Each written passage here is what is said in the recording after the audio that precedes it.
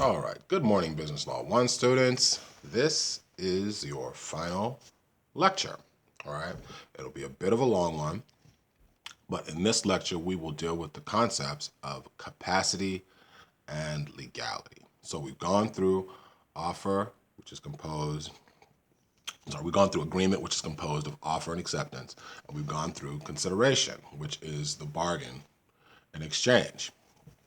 The concept of capacity and legality go along with that. And so capacity quite simply relates to the ability, the authority of the person to enter into the deal, right? And then legality is, in general, the notion that the contract has to have a legal purpose, right? But there are some wrinkles, right? Special doctrines that we need to consider when we think about the notion of legality in the context of contract formation. So whereas the first parts, like agreement and consideration, really go to ensuring that the parties have agreed and that there is something that holds that agreement together to make it legally binding, capacity and legality speak to the limitations in our freedom of contract. And you'll recall that I said that parties are free to pick any terms they want, right? For any type of deal, basically, without limitation, except here are a couple of limitations. These are the limitations. They have to have the legal capacity, right? And then it has to have indicia of legal purpose, right? And there are some obvious examples of what may be illegal purpose, but other cases may involve a little bit more discernment based on the rules that we'll explore in this chapter. So for lack of a broad definition or better broad definition, again, capacity is simply the status of being legally capable of entering into a certain contract or into contracts generally, right? And the law will generally presume that the parties have contractual capacity. But there are some circumstances where contractual capacity cannot be assumed and does not exist. For example, if I am illucid and mentally ill, and maybe I'm sort of having sort of more obvious symptoms, detachment from reality, sort of maybe sort of like what you might think of as a schizophrenic person, right? If you're presenting that on the outside, then you would not have the capacity to enter into a contract once, for example, you've been determined by court to be legally incompetent. Children may have certain limitations in the types of contracts that they can enter, as you'll see as well. And since we bring up children, that's a good place to start the inquiry, right? Someone under the age of majority in the jurisdiction, generally 18, right? A minor will be known as an infant, not not an actual baby, but for legal purposes, they're known as infants, and there are limitations on your ability to bind them. In fact, they may have the ability in most cases, right, to step away from that contract and avoid its implications and responsibilities. All right. Other cases that may not be possible, as we'll see as well. Again, the concept doesn't limit, well, it does limit. What it doesn't do is it doesn't prevent minors from entering into many types of contracts, right? But it makes that contract voidable. So that's one thing that businesses need to consider if, in fact, that's something that would impact them. So we start by looking at the age of majority, which is typically going to be 18 years in most states, just about every state that I'm aware of. But the age of majority can sort of be impacted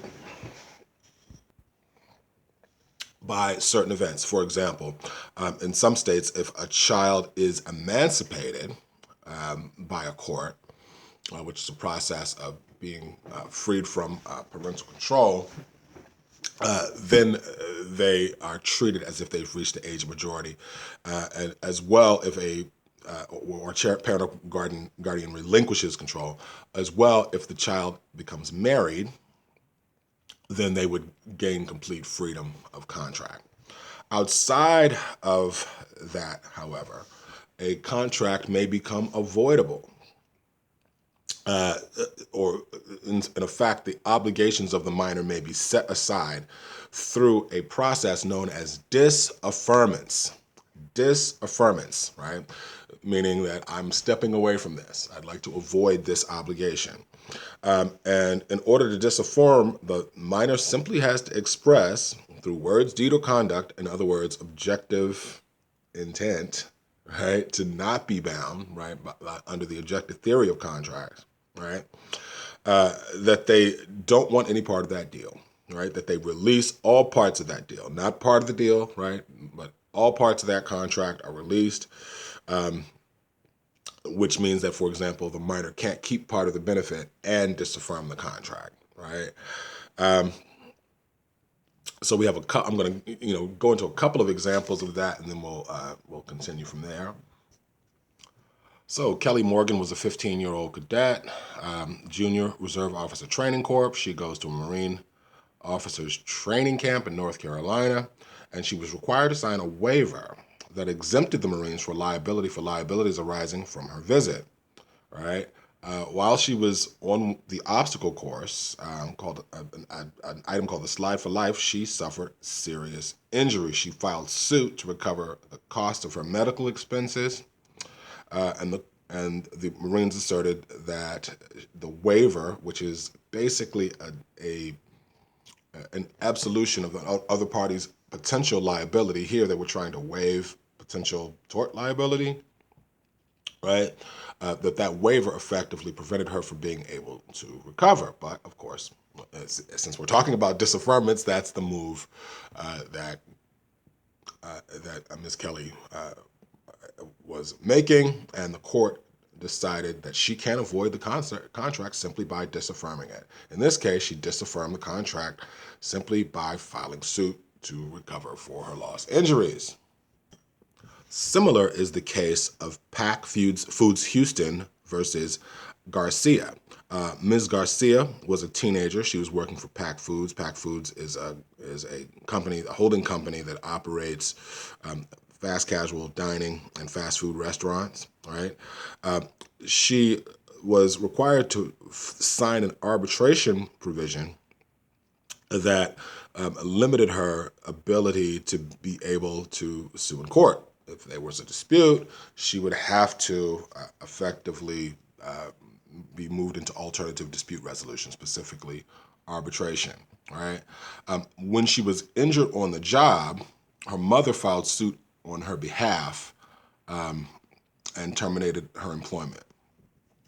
And Pack Foods sought to enforce that arbitration provision, and arbitration provisions are generally very strong. They aren't often overturned, right? But the Intermediate Appellate Court affirmed the lower court, which found that a minor may disaffirm a contract at his or her option. She opted to disaffirm the agreement to arbitrate by terminating her employment and filing the lawsuit. So that's disaffirmance, plain and simple, and it's generally a very significant right for infant contracting parties. Generally, in the United States, the laws of the separate jurisdictions tend to permit minors to disaffirm their contracts, and they may list certain exceptions, but it will include contracts that have already been executed. And if you'll recall, an executed contract is one where the parties have actually performed. But what happens on disaffirmance may vary from jurisdiction to jurisdiction, right? Most states will hold that the minor needs to simply return the goods, right, that are subject to the contract, provided that they're in the minor's possession. Obviously, if it's services, you can't really disaffirm that if the services have already been rendered, because that would result in an unjust enrichment.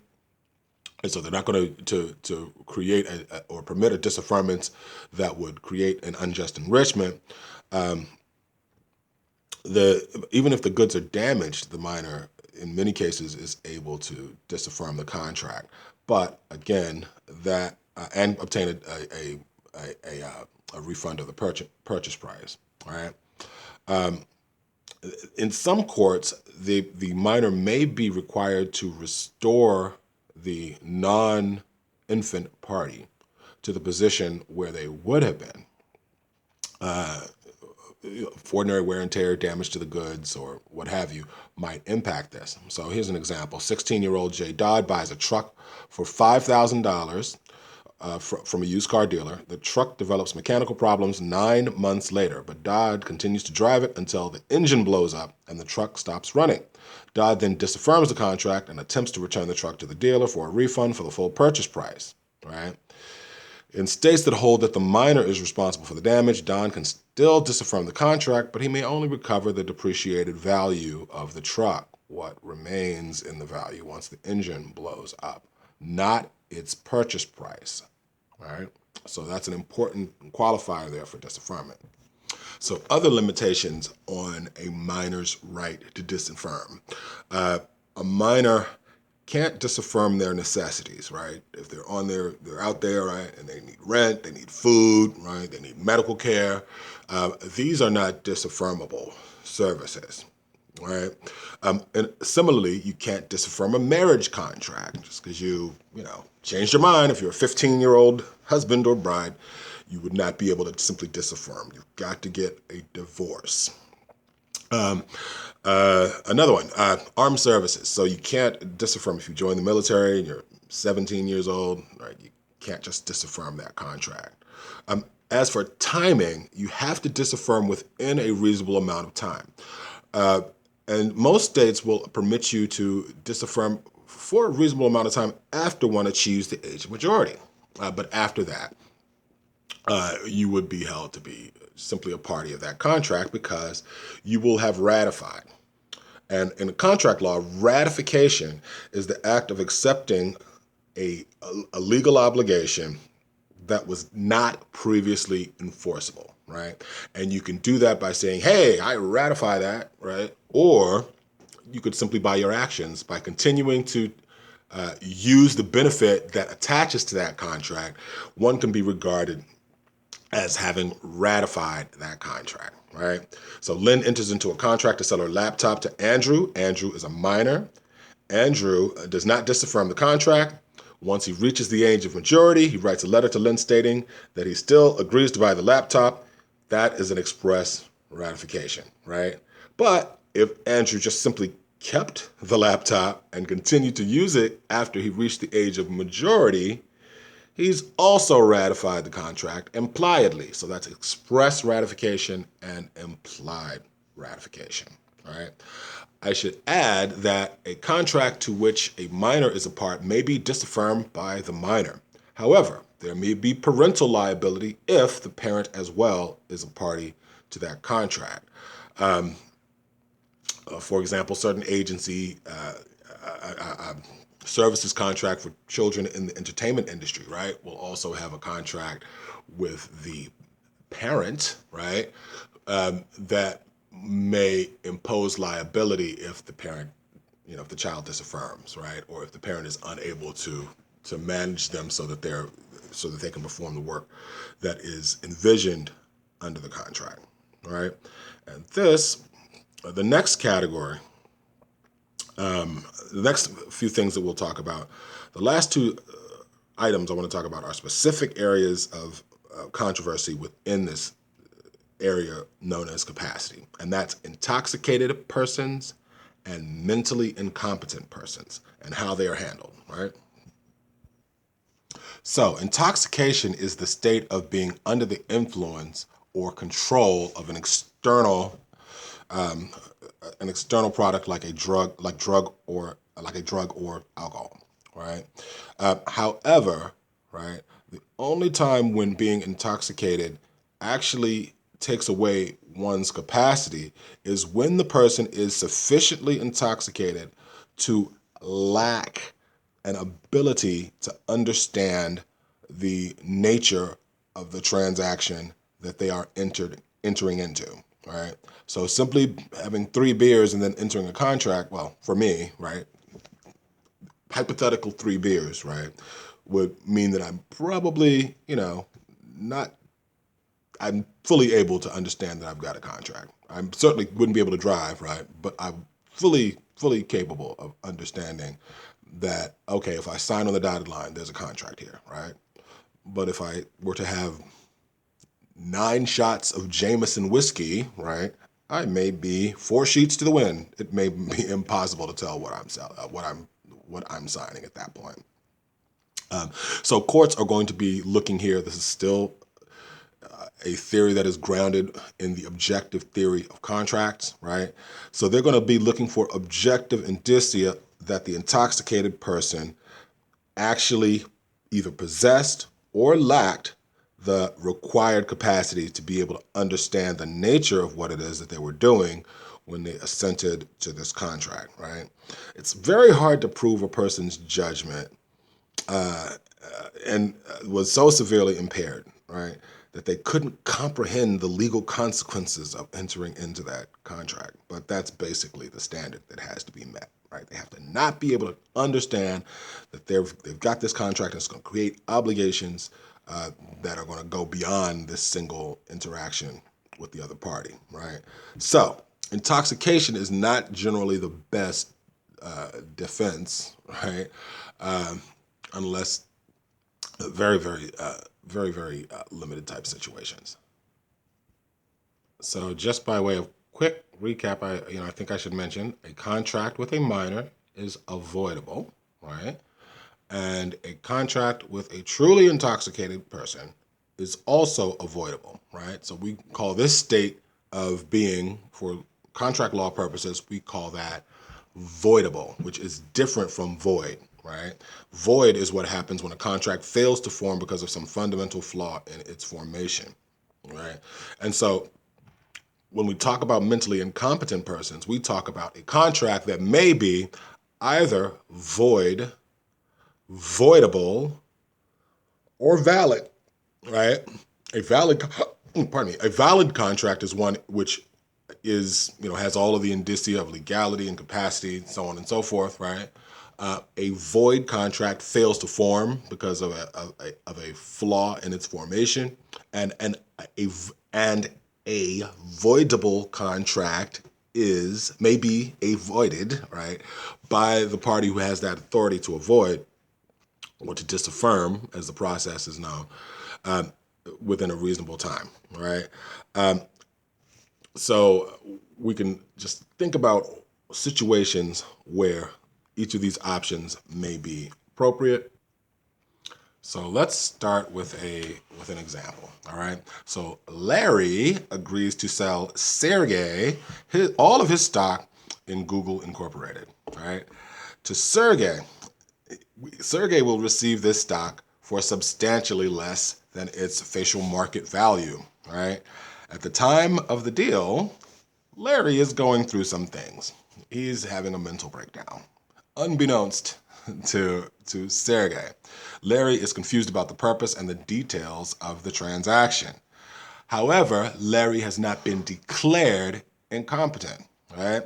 However, nonetheless, right, if the court determines that Larry is actually incompetent, meaning that their mental state did not permit them to understand the nature and the consequences of the contract due to a lack of mental capacity, Larry can avoid the sale to Sergey.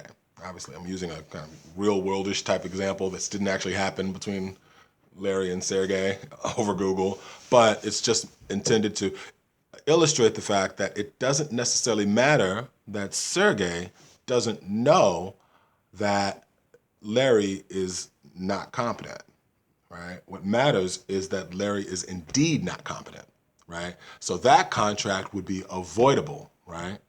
Let's suppose that Larry knew that Sergey knew that Larry was mentally he's not mentally declared incompetent, right? But let's say that he was mentally declared incompetent, it would be the same result. Or Sergey had reason to know that Larry should not be entering into a contract because of his mental capacity issues. That contract may in fact be void, right? If the person has been determined, adjudicated mentally incompetent, or has a guardian, right? Or if they present indicia of mental incapacity, then that contract would be avoidable, right? I'm sorry, would be void, right? No contract exists, right? Now, let's say the court hasn't adjudged Larry to be mentally incompetent, right? And he appeared to be competent at the time that the contract was entered into. That contract might be valid, right? However, if the person is incompetent at the time that the contract was formed, generally that contract will be voidable as opposed to void, right? So if the person is mentally ill, right, the contract may also be valid if the person had capacity at the time that the contract was formed, right? Also, if the contract is for necessities like food, shelter, etc., right? That contract may be valid as well.